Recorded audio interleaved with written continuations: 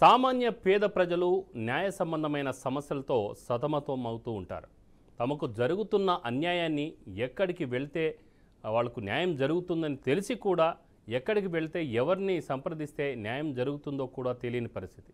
అలాంటి వారి కోసం న్యాయ సహాయం ఎక్కడ దొరుకుతుంది, ఎవరిని కలిస్తే తమ సమస్యకు పరిష్కారం లభిస్తుందనే విషయాన్ని తెలియబరచడంతో పాటు పలు న్యాయ సంబంధమైన సలహాలు సూచనలు అందించాలన్న మంచి ఉద్దేశంతో వేదిక బీఆర్కే యాజమాన్యం చక్కటి వేదికను ప్రారంభించింది. అదే బీఆర్కే న్యాయ వేదిక.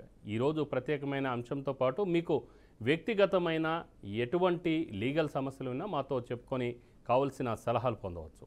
బీఆర్కే న్యాయ వేదికకు స్వాగతం. ప్రస్తుతం మనతో స్టూడియోలో ప్రముఖ అడ్వకేట్ మాలతి గారు ఉన్నారు. వారికి స్వాగతం పలుకుదాం. నమస్కారం మేడం. నమస్కారం మేడం, ఇప్పుడు ముందుగా హిందూ వారసత్వ చట్టం ప్రకారం తండ్రి ఆస్తిలో ఆడపిల్లలకు హక్కులు ఉంటాయా? ఉంటాయండి.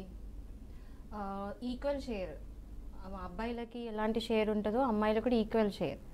ఇప్పుడు ముందు నుంచి కూడా షేర్స్ ఇచ్చేది, కానీ 2004 తర్వాత 2018లో చాలా అమెండ్మెంట్స్ అయినాయి. ఒకటి సుప్రీంకోర్టు జడ్జిమెంట్ ఉంది August 11, 2018లో. దానిలో చాలా చేంజెస్ తీసుకొచ్చారు. అది తీసుకొచ్చిన అంటే ముందు చాలా కన్ఫ్యూజన్స్, చాలా క్లారిటీస్ లేకుండేది.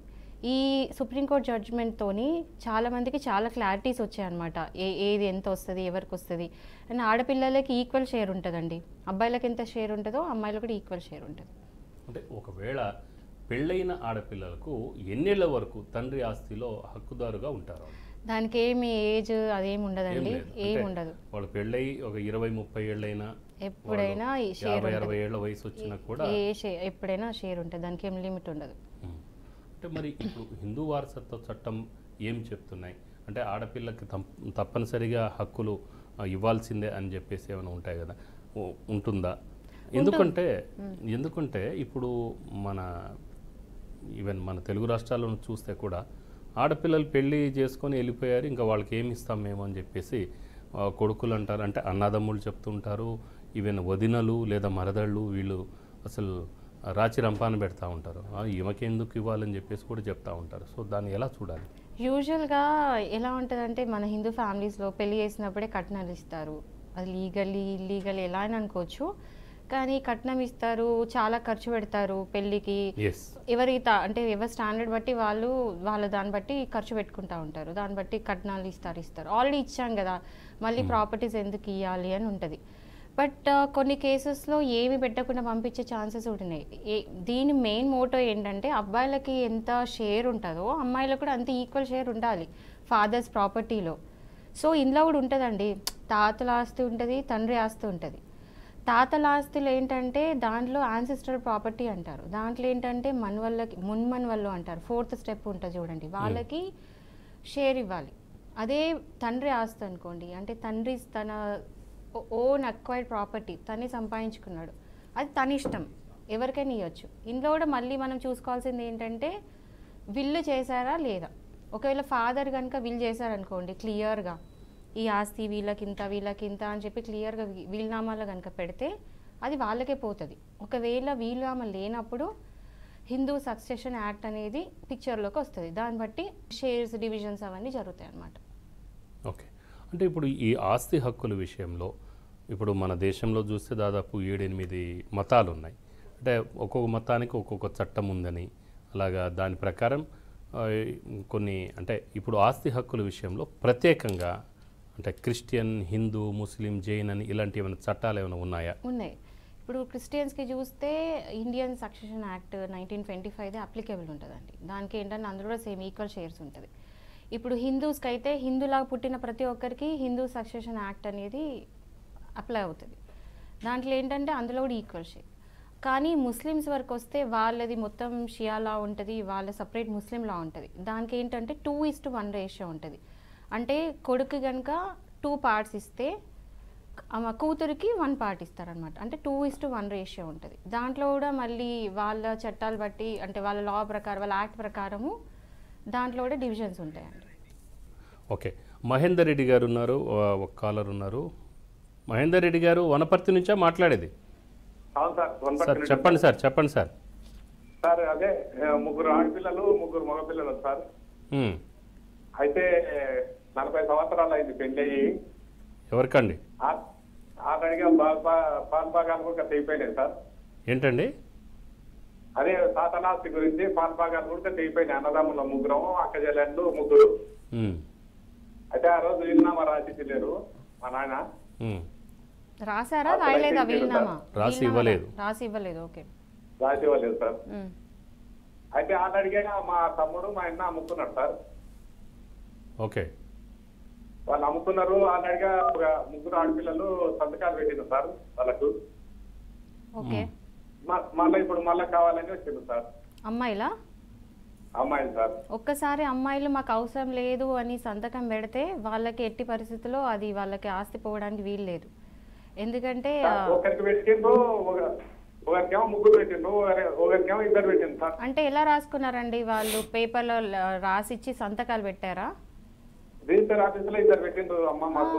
సరిపోతుందండి. ఒకవేళ వాళ్ళు కనుక మాకు అవసరం లేదు అని చెప్పి హక్కు విడుదల పత్రం అంటారు, అది కనుక ఇచ్చి ఉంటే. ఇద్దరు పెట్టిండ్రు, ఒక ఆమె పెట్టలేదు. అయితే ఇద్దరు పెట్టిన వాళ్ళకి ఆస్తి పోదు, ఎవరైతే పెట్టలేదో ఆమెకి ఆస్తి ఇవ్వాల్సి వస్తుంది అండి. అయితే ఆల్రెడీగా ఏరే వాళ్ళకు మా తమ్మునికి ముగ్గురు పెట్టిండ్రు. ఓకే. దాన్ని బట్టే ఇప్పుడు ఎవరికైతే అమ్మాయిలు ఆస్తి ఎవరైతే సంతకాలు పెట్టారో వాళ్ళకి ఆస్తి పోదు. క్లియర్గా వినండి. ఎవరైతే సంతకం పెట్టలేదో వాళ్ళకి ఆస్తి ఇవ్వాల్సి ఉంటుంది. మన చట్టం అలా చెప్పిద్ది. అంటే ఇప్పుడు వీళ్ళ తమ్ముడు వాళ్ళ తండ్రి ఆస్తి వాళ్ళ తమ్ముడు తీసుకున్నాడు. తమ్ముడికి ఓకే, ముగ్గురు కలిసి ఓకే చేసేసారు, సంతకాలు పెట్టేశారు. కానీ ఇప్పుడు వీళ్ళ అన్నకి, అంటే ఇప్పుడు మహేందర్ రెడ్డి గారే అనుకుంటాను, సో ఈయనకి మాత్రం ఇద్దరే సంతకాలు పెట్టారు, ఇంకొక వ్యక్తి పెట్టలేదు. అట్లా ఇద్దరికి ముగ్గురికి అట్లా ఉండదండి. ఒకవేళ ముగ్గురు పెట్టి ఉంటారనుకోండి, సపోజ్ ఏ ప్రాపర్టీస్ అయితే వాళ్ళు క్లెయిమ్ చేసుకుంటా వాళ్ళు కనుక సంతకాలు పెట్టారో ఆ ప్రాపర్టీస్ మీద వాళ్ళకి హక్కు ఉండదు. సో అది వాళ్ళ తమ్ముడికి ఇవ్వడము అన్నకి ఇవ్వడం అనేది ఉండదు. ఏ ప్రాపర్టీస్ కనుక వాళ్ళు నాకు అవసరం లేదని ఇచ్చారో అది ఇందులోకి మనం చూసుకోవాల్సి ఉంటుందండి. అండ్ ఇప్పుడు ఒకవేళ మహేందర్ రెడ్డి గారికి ఏం రాలేదు అంటే ఆయన he can claim the property. ఆయన కూడా ప్రాపర్టీ మీద కేసు వేసుకోవచ్చు. ఆయన కూడా ఈక్వల్ హక్కు ఉంది కదా, సో ఆయన కూడా కేసు వేసుకోవచ్చు. రైట్. అంటే మేడం ఇంకొకటి, పిత్రార్జితం అని లేదా తాత సంపాదించిన ఆస్తి అని, అలాగనే మాతృ ఆర్జిత ఆస్తి అని చెప్పేసి 3 రకాలు చెప్పుకుంటాం. ఇక్కడ తాత ఆస్తి దాని మీద హక్కులు ఎవరెవరికి ఉంటాయి? తాతల ఆస్తి అంటే ఏంటంటే ఒకవేళ తాత సంపాదించాడు, తర్వాత తాతకి ఒక కొడుకు, ఆ కొడుక్కి ఇంకో కొడుకు, ఆ కొడుక్కి ఇంకో కొడుకు, అంటే మునిమనవడు 4 స్టెప్స్. ఎవరైతే మునిమనవాళ్ళు ఉంటారో వాళ్ళకి మాత్రమే దాన్ని యాన్సెస్టర్ ప్రాపర్టీ అంటాం. ఓకే. ఇప్పుడు ఒకవేళ మునిమనవాడు లేడు, జస్ట్ ఒక మనవాడు ఉన్నాడు అని తాత ఇంకా ఉన్నాడు అనుకోండి, ఆ తాతది ఏంటి? Self acquired property. సో ఆయన ఎవరికి ఇష్టమైన ఆయన ఎవరికైనా ఇచ్చుకోవచ్చు ఆయన ప్రాపర్టీ. దాన్ని తాతల ఆస్తి అనరు, దాన్ని సెల్ఫ్ అక్వైర్డ్ ప్రాపర్టీ అంటారు. ఓకే. అంటే ఇప్పుడు ఆస్తి హక్కు ఎవరికి ఉంటుంది? మునిమనవాళ్ళకి. ఇప్పుడు ఎంతమంది? ఇప్పుడు ఒక 3-4 కొడుకులు ఉన్నారు, ఆ 2-3 కొడుకులకు మనవాళ్ళు ఉంటారు. మనవాళ్ళకి వస్తుందా లేదా ముని మనవాళ్ళకి వస్తుందా? ముని మనవాళ్ళకి వస్తుంది, ఎందుకంటే ఆయన ఇంకా బతికే ఉన్నారు. ఓకే. ఇప్పుడు తాత చనిపోయాడండి, 4th స్టెప్ తాత ఉన్నాడు కదా, ఆయన చనిపోయాడు. ఆయన చనిపోయిన తర్వాత దాని తర్వాత ఆయన ముని మనవాళ్ళకి ఆ ప్రాపర్టీ అనేది వస్తుంది. ఒకవేళ జస్ట్ తాత కొడుకు మనవడు ఉన్నాడు అనుకోండి, అది సెల్ఫ్ అక్వైర్డ్ ప్రాపర్టీ అవుతుంది, యాన్సెస్ట్రల్ ప్రాపర్టీ కాదు. సో దాని మీద క్లెయిమ్ చేసుకోవడానికి ఉండదు. మళ్ళీ ముని మనవడు వచ్చాకే అది యాన్సెస్ట్రల్ ప్రాపర్టీ అని అంటారనమాట. ఓకే. యాన్సెస్టర్ ప్రాపర్టీని మాత్రము ముని మనవడికి వెళ్తుంది. ముని మనవళ్ళకి ఆ స్టేజ్ నుంచి అందరికి షేర్ అయిపోతుంది. ఒకవేళ తాత లేరు, చనిపోయారు అనుకుందాం, సో మనవాళ్ళకు చెందే అవకాశం ఉంటుందా? ఒకవేళ తాతకి లేకపోతే మనవాళ్ళకి చెందుతుంది. ఒకవేళ ఆయన ఎలాంటి వీలునామా చేయకుండా చనిపోయాడు అనుకోండి, అప్పుడు ప్రాపర్టీ షేర్ అవుతుంది. ఒకవేళ మీరు చెప్పిన దాని ప్రకారం ఒకవేళ వీలునామా రాసి ఉంటే ముని మనవాళ్ళకి చెందాలని ఆయన రాసి ఉంటాడా? అయితే ఆయన ఇష్టం కదండి. ఇప్పుడు ఒకవేళ వీలునామా రాస్తే మాత్రం వీలునామాలు ఏమేమి ఎవరెవరికి ఇవ్వాలో క్లియర్గా ఉంటుంది. దాన్ని బట్టి వాళ్ళ షేర్స్ వెళ్ళిపోతాయి. ఇది మొత్తం ఈ హిందూ సక్సెషన్ యాక్ట్ ఎప్పుడు అప్లై అవుతుంది అంటే ఒకవేళ వీలునామా చెయ్యకపోతే, సో దాన్ని బట్టి ఎలా షేర్ చేయాలనేది ఉంటుంది. షేర్స్ కూడా ఎట్లుంటుందంటే ఎలా చేస్తారంటే ఫస్ట్ క్లాస్ హెయిర్స్ అని ఉంటారు, ఫస్ట్ వాళ్ళకి పోతాయి. తర్వాత సెకండ్ క్లాస్ హెయిర్స్ అంటారు, వారసులు, వాళ్ళకి పోతుంది. ఇద్దరు లేనప్పుడు యాగ్నేట్స్ కాగ్నేట్స్కి పోతాయి అన్నమాట. ఫస్ట్ క్లాస్ హెయిర్స్ అంటే ఏంటంటే కొడుకులు, కూతుర్లు, వైఫ్, మనవళ్ళు, మనవరాలు వీళ్ళందరూ వస్తారు. అండ్ సెకండ్ క్లాస్ హెయిర్స్ ఎవరైతే అంటే ఒకవేళ వీళ్ళ ఆబ్సెన్స్ వీళ్ళందరూ ఎవరు లేరు అనుకోండి, అప్పుడు వాళ్ళ బ్రదర్స్కి, సిస్టర్స్కి, వాళ్ళకి పోతుంది. ఒకవేళ ఎవరు లేదనుకోండి, ఆగ్నెట్స్కి, కాగ్నెట్స్కి పోతుంది అనమాట. ఓకే. మాధవరెడ్డి గారు ఒక కాలర్ ఉన్నారు కడప నుంచి. నమస్కారం మాధవరెడ్డి గారు. నమస్తే. నమస్తే సార్. సార్ చెప్పండి సార్, ఈ సమస్య ఏంటి? సార్ ఇప్పుడు కూతురుకు ఆస్తులు హక్కు అంటున్నారు. ఆస్తులు హక్కు ఇవ్వడం కరెక్టే. ఒకవేళ ఏదేని పరిస్థితుల్లో కూతురు సంతానం ఉండి అంటే ఒక తండ్రికి అంటే ఆడామగ ఇద్దరు ఉన్నప్పటికీ ఒకవేళ కూతురు చనిపోయింది అనుకోండి, కొడుకులు ఆస్తుల అంటే ఆమె సంతానము ఆస్తుల హక్కు అడిగే హక్కు ఉంటుందా? క్లియర్గా లేదు క్వశ్చన్. క్లియర్ మళ్ళీ ఇంకోసారి చెప్పండి. కూతురు యొక్క సంతానం తల్లి చనిపోయి అంటే ఒక తండ్రికి సంబంధించిన ఒక ఇద్దరు కొడుకులు, ఇద్దరు కూతుర్లు అనుకోండి. అవును.